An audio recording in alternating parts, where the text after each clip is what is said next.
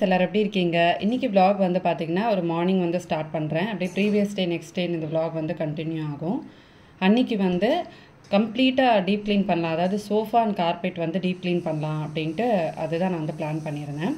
யூஸ்வலாக weekly once நான் என்ன பண்ணுவேன் அப்படின்னா வேக்யூம் போடுறப்ப சோஃபாவுக்கு வந்து வேக்யூமோட அந்த ப்ரஷ் ஒன்று இருக்கும், அதை வச்சு நான் ஜஸ்ட் வந்து வேக்யூம் பண்ணிடுவேன். பட் ரொம்ப டீப் க்ளீன் பண்ணுறது அப்படின்றது வந்து ரேர் தான், ரொம்ப நாள் ஆகிடுச்சு. சரி இன்றைக்கி வந்து க்ளீன் பண்ணலாம் அப்படின்ட்டு அதான் வந்து பண்ண போகிறேன். நார்மலாக நீங்கள் வந்து ஒரு சோப் வாட்டர் எடுத்துகிட்டு நல்லா வந்து ஒரு ப்ரஷ்ஷு வச்சு கம்ப்ளீட்டாக வந்து தொடச்சிட்டு அதுக்கப்புறமா அதை வந்து ஒரு ட்ரையிங் வேக்யூம் கிளீனர் வச்சிங்கன்னா ட்ரை பண்ணலாம். இல்லை ஃபேன் கீழே வச்சிங்கனாலே அந்த சோஃபா வந்து நல்லா வந்து காஞ்சிடும். எவ்வளோ நீங்கள் வெட் பண்ணாலுமே வந்து காஞ்சிடும். நான் வந்து பார்த்திங்கன்னா இந்த அகரோட இந்த கிரெஸ்ட் ஸ்பாட் கிளீனர் வந்து இருக்குது, இதை வச்சு க்ளீன் பண்ணலாம் அப்படின்ட்டு. இதை வந்து உங்களுக்கு ட்ரை அண்ட் வெட் இருக்குது சரின்ட்டு இருக்கும்போது நம்ம அதையே யூஸ் பண்ணி க்ளீன் பண்ணலாமே அப்படின்னு. இது வந்து சரண்யா தான் வாங்கி வச்சுருந்தா, நான் வந்து எடுத்துகிட்டு வந்தேன், க்ளீன் பண்ண போகிறேன் அப்படி சொல்லி கேட்டு எடுத்துகிட்டு வந்தேன். சோஃபாவில் வந்து ரொம்ப அழுக்கெல்லாம் இருக்காது, ஏன்னா சின்ன குழந்தைங்க ரொம்ப இல்லாததுனால ரொம்ப அழுக்கெல்லாம் வந்து இருக்காது. பட் இருந்தாலுமே நமக்கு வந்து ரெகுலர் யூஸ்க்கு அப்போது கண்டிப்பாக வந்து அது கொஞ்சம் அழுக்காகும். ஸோ இதில் வந்து இந்த பக்கம் தண்ணி ஃபில் பண்ணிக்கணும். வெட் க்ளீனிங் பண்ணுறப்போ அகரோடது தான் ரொம்ப உங்களுக்கு யூஸ்ஃபுல்லாக இருக்கும். நான் வந்து இப்போ வெட் க்ளீனிங் ட்ரை க்ளீனிங் கம்ப்ளீட்டாக வந்து பண்ணிவிட்டேன். சோஃபாவோட குஷன்ஸ் அதுக்கப்புறமா கார்பெட் எல்லாத்தையுமே ஃபஸ்ட்டு வந்து நான் ட்ரை க்ளீன் பண்ணிவிட்டேன். ஏன்னா உள்ளுக்குள்ளே உங்களுக்கு ஏதாவது டஸ்ட்டு நிறையா இருக்குது அப்படின்னா நம்ம ட்ரை க்ளீன் பண்ணுறப்போ வந்து வந்துடும். அதுக்கப்புறமா வெட் க்ளீன் பண்ணுறதுக்கு ஒரு பக்கம் வந்து நான் டேங்க்கில் வந்து சோப் வாட்டர் கொஞ்சம் ஃபில் பண்ணி வச்சுருக்கேன். நல்லா அப்படியே ஸ்ப்ரே பண்ணி சூப்பராக வந்து டீப் க்ளீன் பண்ணேன். நல்லா உங்களுக்கு வந்து கொஞ்சம் ஃப்ராக்னன்ஸ் இருக்கிற மாதிரி நம்ம இன்னைக்கு வாஷிங் லிக்விட் வச்சுருப்போம் இல்லையா, அதை நம்ம சேர்த்து க்ளீன் பண்ணுறப்போ நல்லா வந்து கமகமகமன்னு சூப்பராக வந்து வாசனையாக இருக்கும். நமக்கு வந்து வீட்டில் குழந்தைங்க இருக்கிறாங்க அப்படின்னா நமக்கு வந்து சுச்சு போகிறது எல்லாமே அது பெட்டு மேலேயே வந்து பண்ணுவாங்க, அது ரொம்ப நாஸ்தி ஆகிடும். நாங்கள் வந்து நிக்கில் சின்ன குழந்தையாக இருக்கிற வரைக்கும் இந்த குஷன் வந்து மாற்றவே இல்லை. பிகாஸ் நம்ம என்ன தான் க்ளீன் பண்ணி வச்சுருந்தாலும் அவங்க வந்து பாத்ரூம் போகிறப்ப கரெக்டாக சோஃபா மேலே நிற்கிறப்ப தான் அவன் எல்லாமே வந்து பண்ணுவான். அதனால் அவன் வந்து கொஞ்சம் விவரம் தெரிகிற வரைக்கும் வந்து அப்படியே விட்டுடலாம், குஷன்ஸ் அப்புறமா வந்து மாற்றிக்கலான்ட்டு நாங்கள் வந்து அப்படியே விட்டுட்டோம், மாற்றவே இல்லை. நாங்கள் யூடியூப்பில் இருந்தப்போ தான் நினைக்கிறேன் நான் வந்து சேஞ்ச் பண்ணியிருப்பேன். ஒரு லிவிங் ரூம் மேக் ஓவர் போட்டிருப்போம். அப்போ தான் வந்து ஓரளவுக்கு பெரிய பையன் ஆனதுக்கு அப்புறமா தான் நாங்கள் அந்த சோஃபா குஷன்ஸ் எல்லாமே வந்து சேஞ்ச் பண்ணோம். அதே சோஃபா தான் கடையில் கொடுத்து அந்த குஷன்ஸ் மட்டும் மாற்றி க்ளீன் பண்ணோம். கார்பெட்டுமே கம்ப்ளீட்டாக வந்து க்ளீன் பண்ணியாச்சு. பண்ண உடனேவே வந்து என்ன பண்ணோம்னா நல்ல வெயிலில் வந்து காய வச்சுட்டா சொல்லிவிட்டு நானும் மாமா எல்லோரும் அத்தை எல்லோரும் சேர்ந்து கொண்டு வந்து வெயிலில் வந்து காய போட்டோம். அப்படியே சூப்பராக கமகமகமன்னு வந்து ஃப்ரெஷ்ஷாக ஆகிடுச்சு. இப்போ நமக்கு வந்து இந்த மந்த்து நிறைய ஃபங்க்ஷன்ஸ்லாம் வந்து வருது, ஸ்பெஷல் அக்கேஷன்ஸ்லாம் வருது. அதாவது வரலட்சுமி நோன்பு வருது, அதுக்கப்புறமா ஆடி பூரம் ஆடி இது நிறைய ஃபங்க்ஷன் வருது இனிமேல் அடுத்தடுத்து. ஸோ அதனால் இப்போ நம்ம கொஞ்சம் கொஞ்சமாக வீடை வந்து ரெடி பண்ணால் தான் உண்டு. செப்டம்பர் மந்த் வந்து பார்த்திங்கன்னா இது வந்துடும், நவராத்திரி வந்துடும். நவராத்திரி வந்துருச்சுன்னா கரெக்டாக வந்துருக்கும். நான் இப்போலேருந்தே கொஞ்சம் கொஞ்சமாக அந்த டீப் க்ளீனிங் ஒர்க் எல்லாமே வந்து ஸ்டார்ட் பண்ணிட்டேன். வீடு வந்து டீப் க்ளீன் பண்ணுறது, இந்த மாதிரி ஃப்ரிட்ஜ் க்ளீனிங்கு, இது எல்லாமே ரெகுலராக பண்ணுறது தான். பட் இருந்தாலுமே நமக்கு எல்லாமே கொஞ்சம் டச் விட்டு போயிடுச்சு, ரெகுலராக வந்து இல்லை. ஸோ அதனால் பேக் டு ரொட்டீன் மாதிரி எல்லாத்தையுமே வந்து நான் இப்போ கொஞ்சம் டீப் க்ளீன் பண்ண ஸ்டார்ட் பண்ணியிருக்கேன். வரலட்சுமி நோன்பு வந்து எப்படி பண்ணுறது நிறையா பேர் வந்து கேட்டிருக்கீங்க. நம்ம ஏற்கனவே சேனலில் ஆல்ரெடி 3-4 இயர்ஸாக வரலட்சுமி நோன்பு வீடியோ வந்து நான் போட்டிருக்கேன். அதை நீங்கள் பார்த்தீங்கனாலே தெரியும். நமக்கு வந்து முன்னாடி நாள்லேருந்தே ப்ரொசீஜர் வந்து ஸ்டார்ட் ஆகும். அதாவது முன்னாடி நாள் அம்பாள் அழிச்சு அலங்காரம் பண்ணின்னு ரொம்ப கிராண்டாக வந்து எங்கள் வீட்டில் நடக்கும். இந்த வீட்டுக்கு வந்ததுக்கப்புறமா லாஸ்ட் இயர் வந்து நாங்கள் பண்ணலை, ஏன்னா எங்களுக்கு ஃபஸ்ட்டு ஒரு 1 இயர் இந்த வீட்டுக்கு வந்த புதுசில் எந்த ஃபங்க்ஷன்ஸுமே வந்து இல்லை. அதனால் இந்த வருஷத்துலேருந்து தான் எல்லா ஃபங்க்ஷன்ஸுமே எங்களுக்கு வந்து இருக்குது. இந்த புது வீட்டில் ஃபஸ்ட் டைம் நம்ம வந்து பண்ணுறதுனால எனக்கே கொஞ்சம் எக்ஸைட்டடாக இருக்குது, நல்லா வந்து பண்ணணும் அப்படின்னு சொல்லி. அது எல்லாமே உங்கள்கிட்ட போக போக நான் வீடியோஸை ஷேர் பண்ணிக்கிறேன்.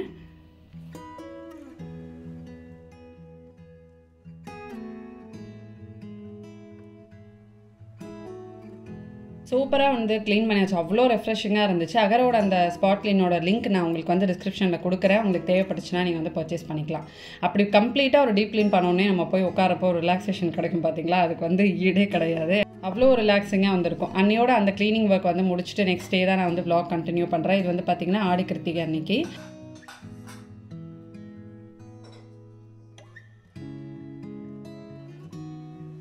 ஆடிக்கிறதுக்கு அன்றைக்கி பார்த்திங்கன்னா கொஞ்சம் பூஜை வேலை பிரசாத வேலைலாம் வந்து இருக்கும். பிரசாதம் வந்து அத்தை பண்ணிடுறாங்க. அன்றைக்கி வந்து சமையல் சரி நம்ம பண்ணலாம் அப்படின்ட்டு அவங்க வந்து பூஜையில் இருந்தாங்க, சரின்ட்டு நம்ம வந்து அப்படியே பண்ணிடலான்ட்டு ஸ்டார்ட் பண்ணேன். கடகடன்னு சமையல் வேலை சீக்கிரமாக ஒரு 1 ஹவர்லேயே வந்து முடிஞ்சிடுச்சு. அன்றைக்கி வந்து வெங்காயம் பூண்டு இதெல்லாம் சேர்த்து வந்து சமைக்க மாட்டோம். அதனால் சாம்பார், ரசம், அதுதான் மெனு வந்து பிளான் பண்ணியிருந்தேன். சரண்யாவும் அன்றைக்கி வந்து சாப்பிட வர மாதிரி அன்றைக்கி, அதனால் வந்து அவளுக்கும் சேர்த்து சமைக்கலாம் அப்படின்னு சொல்லி. குழந்தை வரதுனால தான் வந்து ரசம் வைப்போம். நாங்கள் வந்து மோஸ்ட்லி ரசம் போட்டுக்கவே மாட்டோம். இன்கேஸ் வந்து தக்ஷுக்குட்டி வரான் அப்படின்னா அவனுக்கு வந்து ரசம் சாதம் கொடுக்கணுமேன்றதுக்காக தான் வந்து ரசம் வந்து அன்றைக்கி நான் வைக்கலான்னு பிளான் பண்ணேன். ஃபஸ்ட்டு வந்து நம்ம தால் வச்சிடலாம், பருப்பு துவரம்பருப்பு ஒரு சாம்பாருக்கும் ரசத்துக்கும் சேர்த்து வச்சுட்டேன். அப்புறம் அவனுக்கும் கொஞ்சம் பருப்பு எடுத்து வைப்பேன், அதுக்கும் சேர்த்து வந்து ரசம் வச்சாச்சு. அன்றைக்கி வந்து ஃப்ரெஷ்ஷாக பொடி அரைச்சி வந்து சாம்பார் பண்ணலாம் அப்படின்ட்டு அதுக்கு தான் நான் இங்கே வந்து பொடி அரைச்சிட்ருக்கேன். இது நிறையா டைம் நம்ம வீடியோவில் வந்து ஷேர் பண்ணியாச்சு, இருந்தாலும் வந்து சொல்கிறேன், மெஷர்மெண்ட் சொல்கிறேன். தனியா, கடலைப்பருப்பு, காஞ்ச மிளகாய், இதுலேயே நீங்கள் வந்து கொஞ்சமாக சும்மா ஒரு 1/4 டீஸ்பூன் அளவுக்கு மிளகு, 1/4 டீஸ்பூன் அளவுக்கு வெந்தயம் வந்து சேர்த்துக்கலாம். சாம்பாரில் சேர்க்குறப்போ கொஞ்சம் உப்பு காரமாக நமக்கு டேஸ்ட் வந்து நல்லாயிருக்கும். ஒரு பக்கம் வந்து நான் மேல் பொடிக்கே வறுத்துக்கிட்டு இருக்கேன். இந்த பக்கம் வந்து பார்த்திங்கன்னா பொரியல் பண்ணிடலாம். அதாவது கோஸ் வந்து கொஞ்சமாக தான் இருந்தது, சரி அதை பண்ணிவிட்டு மீதிக்கு வந்து வடை வந்து பொரிச்சிக்கலாம் அப்படின்னு அந்த மாதிரி பிளான் பண்ணியாச்சு. அதுக்கு வந்து நான் இங்கே தாளிப்பு கொடுத்துட்ருக்கேன். இந்த மேல் பொடி இருக்குது பார்த்தீங்களா, இது வந்து நம்ம கார பொரியல் எது செஞ்சாலுமே நீங்கள் வந்து சேர்த்துக்கலாம். எங்கள் வீட்டில் வந்து இந்த பீன்ஸு, கத்திரிக்காய், அதுக்கப்புறம் உருளைக்கிழங்கு, அப்புறமா நீங்கள் கேரட்டு, இந்த மாதிரி எல்லா பொரியலுக்குமே வந்து பொரியல் பொடி மாதிரி கூட அதை நீங்கள் வந்து வச்சுக்கலாம். கொஞ்சம் காரமாக சாப்பிடுவீங்க அப்படின்னா கொஞ்சம் மிளகாய் ஜாஸ்தியாக சேர்த்துக்கலாம். உருளைக்கிழங்கு ரோஸ்ட்டுக்கெல்லாம் அந்த பொரியல் பொடி, அந்த மேல் பொடி வந்து நம்ம ப்ரிப்பேர் பண்ணி வச்சுக்கிட்டோம் அப்படின்னா சேர்க்கும்போது உங்களுக்கு நல்லாயிருக்கும். ஒரு மாதிரி ரொம்ப நைஸாக வந்து அரைச்சிக்கூடாது, நம்ம மிக்சியில் கொஞ்சம் குறைன்னு அரைச்சிக்கணும்.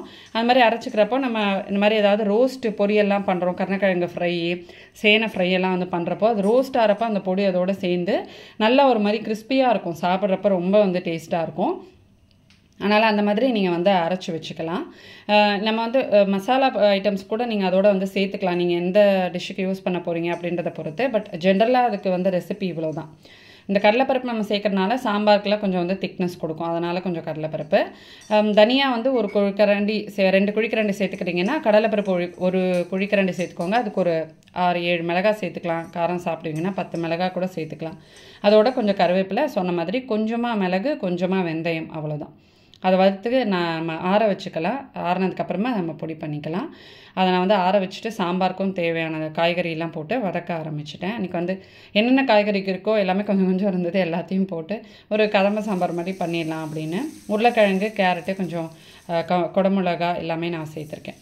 பொடி வந்து நல்லா நம்ம வறுத்து வச்சது ஆறிடிச்சு மிக்ஸி ஜாரில் போட்டு அரைச்சி எடுத்து வச்சுக்கலாம். ஃப்ரெஷ்ஷாக நான் லாஸ்ட் ப்ளாகில் சொன்ன மாதிரி ஃப்ரெஷ்ஷாக இந்த பொடி அரைச்சி அன்றைக்கி நீங்கள் சாம்பார் வச்சு பாருங்கள், சூப்பராக வந்திருக்கும். நல்லா வந்து ஒரு கமகமன் வாசனையாக இருக்கும். இது வந்து நம்ம எப்போ சேர்க்கணும் அப்படின்னா மேல் பொடி வந்து கடைசியாக சேர்க்கணும். ஃபஸ்ட்டு நம்ம புளித்தண்ணியில் காயெல்லாம் வதக்கிட்டு புளித்தண்ணி சேர்த்து புளித்தண்ணி கொதி வரப்போ நம்ம சாம்பார் பொடி சேர்ப்போம் இல்லையா, சாம்பார் பொடி சேர்த்து நல்லா வந்து அதோட பச்சை வாசனைலாம் போய் பருப்பு போட்டதுக்கப்புறமா ஃபைனலாக லாஸ்ட்டாக நம்ம இறக்கிறதுக்கு முன்னாடி ஒரு 2 டீஸ்பூன் சேர்த்துக்கணும். இல்லைன்னா அது உங்களுக்கு கொஞ்சம் கட்டிப்படும். அதனால் பருப்போடையே எங்கள் அம்மா இப்படி தான் சேர்ப்பாங்க. பருப்போடையே அந்த மேல் பொடியை வந்து சேர்த்து அப்படியே நல்லா மிக்ஸ் பண்ணிவிட்டு கடைசியாக பருப்பு நம்ம ஊற்றி கொதிக்க வைப்போம்ல, அந்த டைமில் கூட நம்ம சேர்த்துக்கலாம். அது வந்து நல்லா உங்களுக்கு வாசனையாக இருக்கும். இந்த பொடியிலேயே தேங்காய் அரைச்சி சேர்த்துக்கலாம்.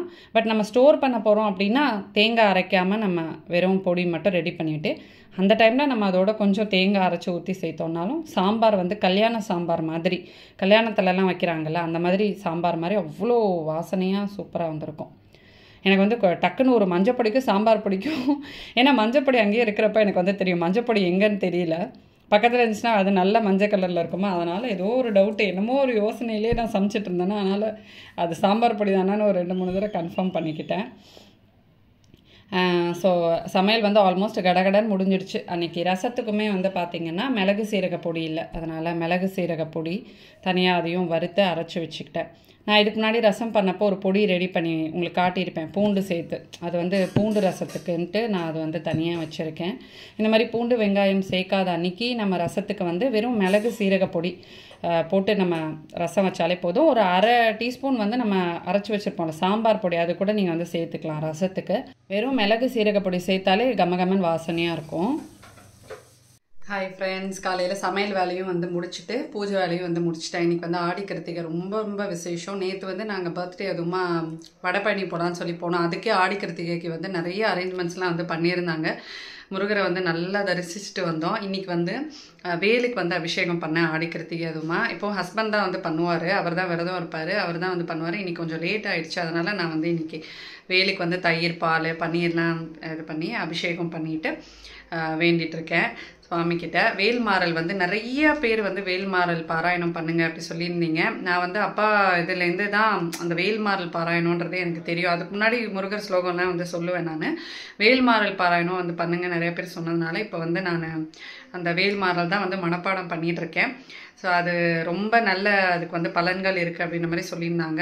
அது நிறைய பேருக்கு அந்த மன வியாதி, உடல் வியாதி எல்லாமே சரி பண்ணியிருக்கு. எந்த பிரச்சனையாக இருந்தாலும் உடனே அதுக்கு பலன் கொடுத்துருக்கு அப்படின்னு வந்து நிறைய பேர் சொல்லியிருந்தாங்க. ஸோ நான் நானும் நம்பிக்கையாக வந்து பண்ணிகிட்ருக்கேன்.